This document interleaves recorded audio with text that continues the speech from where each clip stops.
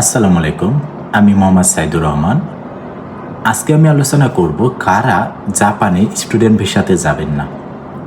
অনেকে আমাদের কাছে প্রশ্ন করেন যে ভাইয়া, আপনি তো জাপানি ভাষা নিয়ে পড়াশোনা করেন, আমি জাপান যেতে চাই স্টুডেন্ট ভিসাতে, আমার ফ্যামিলি ব্যাকগ্রাউন্ডটা এমন, আমি জাপান যেতে পারবো কি না, বা জাপান যাওয়ার পরে আমি আসলে কতটুকু নিজেকে ডেভেলপ করতে পারবো বা ফ্যামিলিকে সাপোর্ট দিতে পারবো। এসব খুবই একটা গুরুত্বপূর্ণ বিষয়। আজকে আমি আপনাদের সামনে তুলে ধরব যে কারা স্টুডেন্ট ভিসাতে জাপান যাবেন না। স্টুডেন্ট ভিসাটা কি?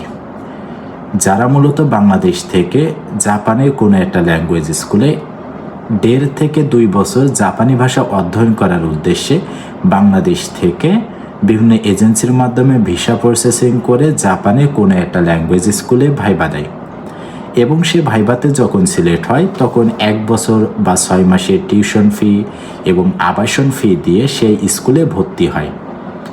সাধারণত বাংলাদেশ থেকে বা পৃথিবী থেকে জাপান 3টা সেশনে স্টুডেন্ট সংগ্রহ করে থাকে: April session, July session, October session. Bangladesh থেকে 3টা সেশনে যাওয়া যায়। এখন প্রশ্ন হচ্ছে, কারা আপনারা জাপানে স্টুডেন্ট ভিসায় যাবেন না? আমি যদি সোজাসাপটা বলি তাহলে বলবো যে যাদের মূলত ব্যাংক ব্যালেন্স নাই, যারা এলাকার কোনো মহাজনের নিকট থেকে 10 লাখ বা 20 লাখ টাকা বা 15 লাখ টাকা সুদে নিয়ে জাপান যাবেন এবং জাপান যাওয়ার পরের দিন থেকে আপনি লাখ লাখ টাকা বাংলাদেশে পাঠাবেন, এই স্বপ্ন যারা দেখবেন তাদের আমি মনে করি স্টুডেন্ট ভিসায় জাপান যাওয়া উচিত না।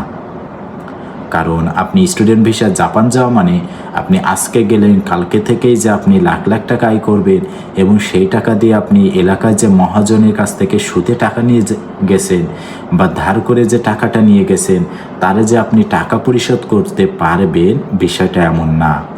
আপনাকে বাস্তবতায় আসতে হবে। বাস্তবতা কি বলে? আপনি জাপানে যাওয়ার পর বৈধভাবে সপ্তাহে 28 ঘন্টা জব করতে পারবেন। যদি আমরা জাপানে যে মিনিমাম যে আওয়ারটা মানে স্যালারিটা, ঘন্টায় যে স্যালারি সেটা যদি ধরি, আপনি 1200 ইয়েন মতো পাবেন। তাহলে 1200 ইয়েনে আপনি 28 ঘন্টা মানে মাসে 100 ঘন্টা মতো জব করতে পারবেন। 100 ঘন্টার একটু বেশি হয়, 100 ঘন্টা, তাহলে আপনার আয় হবে 1,20,000 ইয়েন মতো। আপনি 6 মাসে 6 লাখ 7-8 লাখ মতো ইয়েন আয় করলেন। এই 8 লাখ ইয়েনের ভেতর আপনার পরবর্তী 6 মাসে ডরমিটরি ফি দিতে হবে, কারণ আপনি তো বাসা থেকে টাকা নেবেন না। প্লাস আপনি জাপান যাওয়া মানে তার পরের দিনে স্বপ্ন থাকবে একটা আইফোন কিনবো, আইফোন কিনে ফেলবেন, তার জন্য 1 লাখ চলে যাবে। বা আরও এমন হয়, আপনার যে লিভিং কস্ট আছে, আপনি যে খাবারের খরচ বা একটু ইন্টারনেট খরচ বা হেলথ ইন্স্যুরেন্স খরচ, এসব খরচও কিন্তু আপনাকে বহন করতে হবে আলাদাভাবে। তাহলে এই যে খরচগুলো আছে সব মিলে দেখা যাবে যে আপনার হয়তো আপনি অল্প কিছু সেভিংস করতে পারবেন বৈধভাবে ইনকাম করে। কিন্তু আপনার যদি এমন থাকে যে আপনি জাপানে ফেব্রুয়ারি মাসে গেছেন, মার্চ মাস থেকে আপনার এলাকায় 60,000 টাকা সুদে টাকা পরিশোধ করতে হবে, তাহলে আমি তাদেরকে বলবো আপনারা জাপান আইসেন না ভাই। আইসে কিন্তু খুবই বিপদে পড়ে যাবেন, আপনি হতাশায় পড়ে যাবেন। আর এই যে মাঝে একটা দেখছিলেন যে হতাশায় পড়ে একজন আত্মহত্যা করেছে, আসলে বিষয়টা খুবই খারাপ লাগে।